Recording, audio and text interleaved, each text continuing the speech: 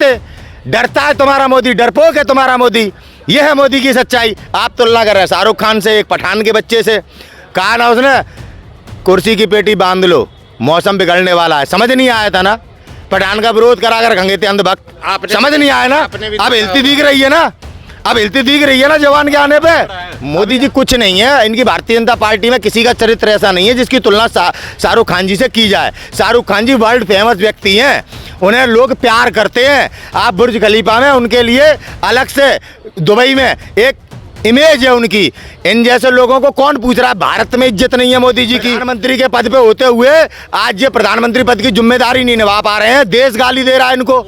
मोदी जी शाहरुख खान जी के सामने आज प्राइम मिनिस्टर ऑफ इंडिया के पद पर बैठे हुए हैं नरेंद्र मोदी जी, तो कुछ भी मान लीजिए, शाहरुख खान बहुत बड़ा आदमी है। नरेंद्र मोदी जी लाशों के ढेर पर चढ़कर पीएम बने हैं, जनता के साथ संघर्ष नहीं किया मोदी जी ने। केवल जनता को मार कर, चाहे गोधरा कांड ले लो, चाहे किसी धर्म यात्रा में हत्या ले लो, चाहे तिरंगा यात्रा में हत्या ले लो, हिंदू मुसलमान की नफरत फैलाकर इस देश में का ऐसी परिस्थितियों पे ले आए हैं कि हम विभाजन की ओर बढ़ रहे हैं।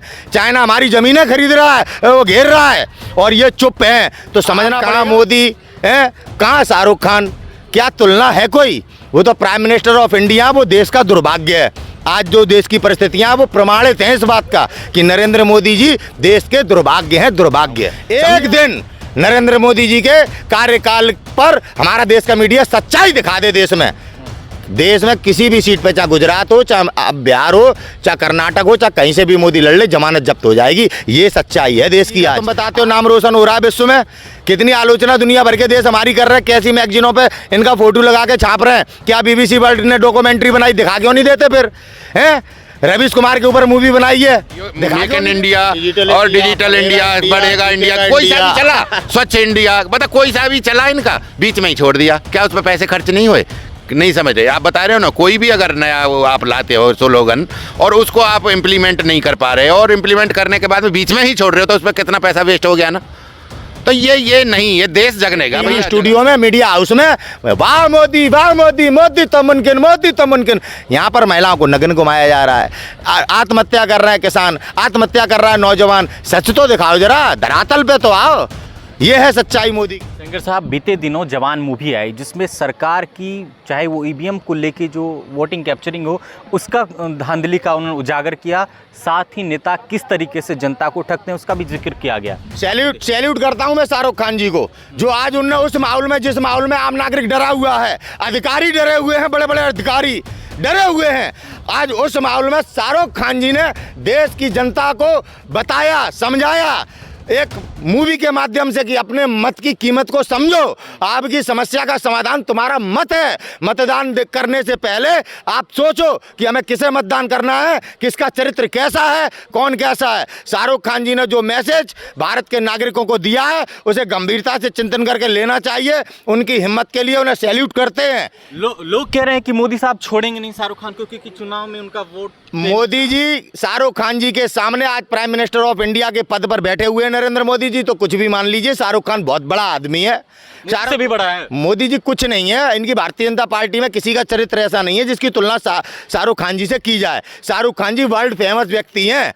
उन्हें लोग प्यार करते हैं। आप बुर्ज खलीफा में उनके लिए अलग से दुबई में एक इमेज है उनकी। इन जैसे लोगों को कौन पूछ रहा है? भारत में इज्जत नहीं है मोदी जी की। प्रधानमंत्री के पद पे होते हुए आज ये प्रधानमंत्री पद की जिम्मेदारी नहीं निभा पा रहे हैं, देश गाली दे रहा है इनको। ये वास्तविकता है।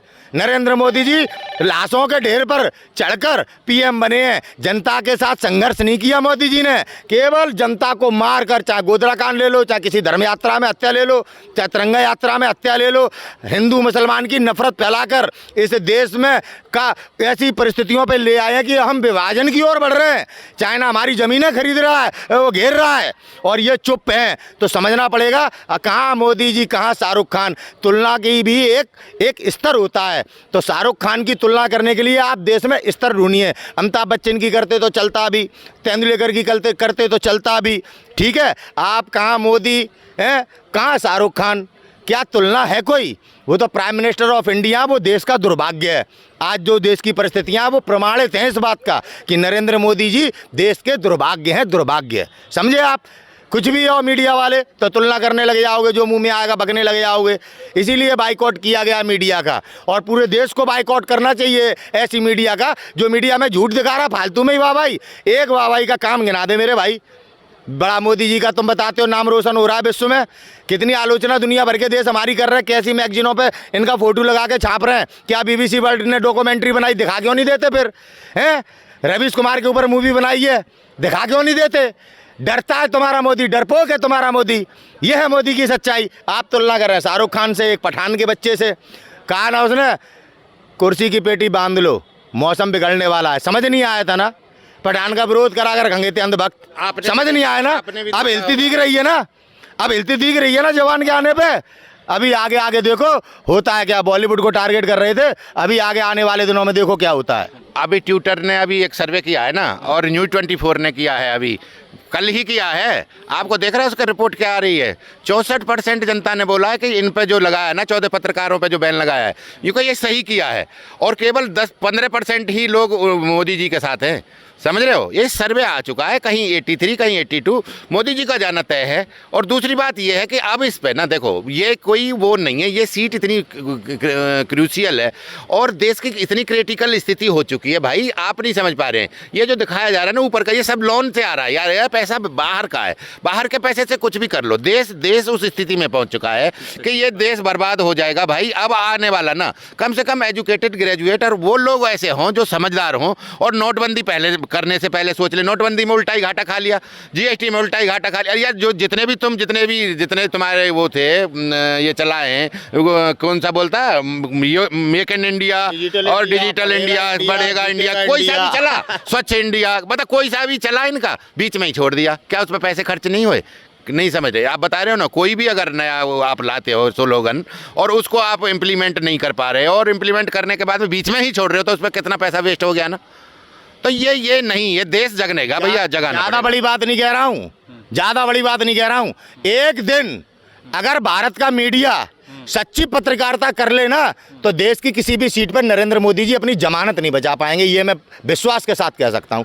एक दिन नरेंद्र मोदी जी के कार्यकाल पर हमारा देश का मीडिया सच्चाई दिखा दे देश में किसी भी सीट पे, चाहे गुजरात हो, चाहे बिहार हो, चाहे कर्नाटक हो, चाहे कहीं से भी मोदी लड़ ले, जमानत जब्त हो जाएगी। ये सच्चाई है देश की। आज आप मीडिया एंकर्स अपने टीवी स्टूडियो में, मीडिया हाउस में, वाह मोदी, वाह मोदी, मोदी तो मुमकिन, मोदी तो मुमकिन, यहाँ पर महिलाओं को नग्न घुमाया जा रहा है। आत्महत्या कर रहे हैं किसान, आत्महत्या कर रहा है नौजवान। सच तो दिखाओ जरा, धरातल पे तो आओ।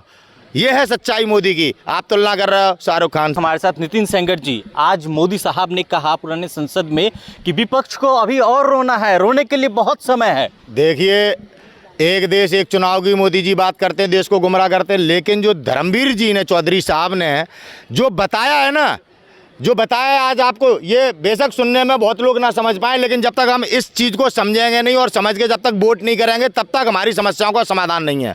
भ्रष्टाचार के खिलाफ राजीव गांधी जी ने मंच पे खड़े होकर कहा था 1 रुपया बेचता हूं तो 15 पैसे पहुंच रहे हैं, उनकी हत्या हो गई। इतने बड़े पैमाने पर भ्रष्टाचारियों की जड़ इस देश में मजबूत है। आज भ्रष्टाचारियों को तो पूरा समर्थन मिला हुआ है भारत सरकार का। बताया ना कि हमारा बजट 45 लाख उसका है, और भ्रष्टाचार कितना हो रहा है एक साल में? 90 लाख करोड़ रुपए का। तो ये वास्तविकता देश की जनता को समझनी पड़ेगी। तेज चिल्लाने वाले वीडियो बड़ा सुनते हैं यूट्यूब पे, लेकिन जो धर्मवीर चौधरी ने जो बातें इस पे बताई हैं, चुनाव उस प्रक्रिया के तहत होना चाहिए। जो पार्टी देश में 30% युवाओं को मौका देगी, उस पार्टी के साथ देश को खड़ा होना चाहिए। दिल्ली से सीटें तय कर देते हैं भ्रष्टाचारियों को, उनको जिनके 10-10 हॉस्पिटल है, 50-50 स्कूल है। ब्रजभूषण शरण सिंह जैसे लोग हमारे नेता जब तक बनेंगे, तब तक हमारे और आपकी परिस्थितियां नहीं सुधरेंगी। हमें ऐसा ही लूटते रहेंगे, हमारी बहन बेटियों को नग्न करते रहेंगे। हमें एक देश एक चुनाव की जरूरत नहीं है, हमें इस तरह चुनाव प्रक्रिया होनी चाहिए जो धर्मवीर चौधरी जी ने बताई है। नहीं कर लो, एक देश एक चुनाव कर लो, और फिर एक ही लीडर कर लो। एक लीडर का मतलब उस लीडर का ही, उसी को चुनो। नहीं समझ रहे? उसी को चुनो, और जिसका भी लीडर जीतता है, भाजपा का जैसे एक लीडर है, एक रिप्रेजेंटेटिव है भाजपा का, अगर वो जीत जाता है हमारे आगे तो उसी को प्रेजेंट कर दो। कांग्रेस का मान लो मैं हूँ, मैं अगर जीत जाता हूँ देश के सामने तो मुझे प्रेजेंट करो, फिर मेरी पार्टी को ही वोट दो सारे। समझ रहे हैं ना। मायावती अगर जीतती है तो मायावती जी को तो ऐसे मत दो। ये मंदिर का प्रसाद नहीं है, ये गुरुद्वारे का प्रसाद नहीं है, ये मठ का प्रसाद नहीं है, इसको ऐसे मत दो। ये देश अभी भी सोना उगल रहा है, ये सोने की चिड़िया है, अभी भी सोने की पटरियों पर रेल दौड़ सकती है भाइयों, इसे ऐसे मत फेंको। ये मंदिर का प्रसाद नहीं है, कोई आया उसी को पकड़ा दिया। आप इनकी बातों से सहमत? 100%। और देश को अगर ये बातें समझनी पड़ेंगी। आप वोट देने से पहले अगर आप चिंता नहीं करेंगे मैं वोट क्यों दे रहा हूं, बात समझेंगे नहीं तो किसी समस्या का समाधान नहीं होगा। मोदी जी को क्यों लाए थे कि भ्रष्टाचार काला धन लेके आएंगे? अरे काला धन खा गए, काला धन खुद खा गए। यही कहते थे ना कांग्रेसियों का काला धन कहाँ है, अब कहाँ है? आप सत्ता में हो, आपको विपक्ष में थे तब आपके पास लिखित में था, इनके नाम दिए हैं, कहाँ है वो नाम? कहाँ गया काला धन? उल्लू बनाया इन्होंने, देश को गुमराह किया इन्होंने। तो ये बात आज देश की जनता को समझनी होगी। आज हम अपने बच्चे नहीं पढ़ा पा रहे, हमारे पास रोजगार नहीं है, आज माताओं बहनों को किस तरह की परिस्थितियों में से गुजरना पड़ रहा है मैं कहना नहीं चाहता। किसके कारण? इस सरकार के कारण, क्योंकि आज काम नहीं है, बेरोजगारी है, बच्चे तो पालने हैं। कब तक माँ अपने बच्चों को भूखा देखेगी? तो माँ पता नहीं किस किस तरीके से आज अपने बच्चों का पालन पोषण कर रही है, मैं बता नहीं सकता हूं। आज इन परिस्थितियों में कौन लाया? मोदी जी लाए, देश के साथ जुमलेबाजी करके, देश के साथ विश्वासघात करके, चप्पल पहनने वाले को हवाई जहाज का सपना दिखा के आज जो मध्यम वर्ग के लोग थे उन्हें भिखारी बना दिया है, उन्हें बेरोजगार कर दिया है। परिस्थितियां बहुत गंभीर हैं, देश को चिंतन करना पड़ेगा। वोट देने से पहले अपनी वोट देने की जिम्मेदारी को पहचानना पड़ेगा।